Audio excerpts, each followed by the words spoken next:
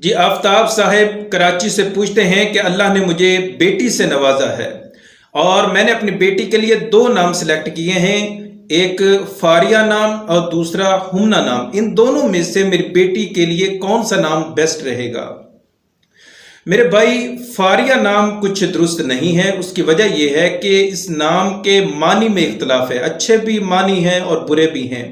اچھوں میں توشہ دان بنانے والی، زمین پر چلنے والی، خوش و خرم خوش حال لڑکی وغیرہ بیان ہوئے ہیں، اور جو برے معنی بیان ہوئے ہیں، ریزہ ریزہ کر دینے والی، چورا چورا کرنے والی، جھوٹی بات گھڑنے والی، تہمت لگانے والی، حیران رہنے والی، تو اس طرح کے معنی جو ہے وہ بیان ہوئے ہیں۔ تو یہ ایک اختلافی نام ہے، اچھے معنی بھی ہیں برے بھی ہیں، اس اختلافی نام سے بچا جائے تو بہتر ہے۔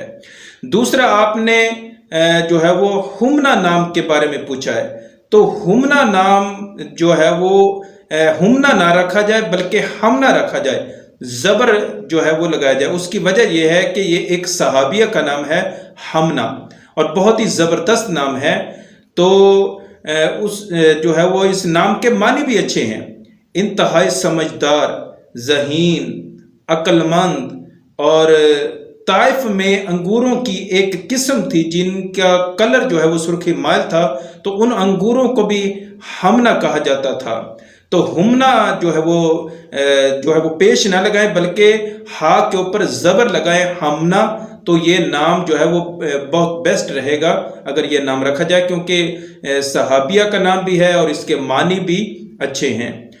اور اگر آپ فاریہ ہی نام رکھنا چاہتے ہیں تو میرا ایک مشورہ یہ ہے کہ آپ فاریہ کی جگہ پہ فاریہا جو ہے وہ نام رکھ دیں، ہے کے ساتھ، کیونکہ اس کے معنی جو ہے وہ پھر کچھ درست ہے، فاریہا خوش رہنے والی۔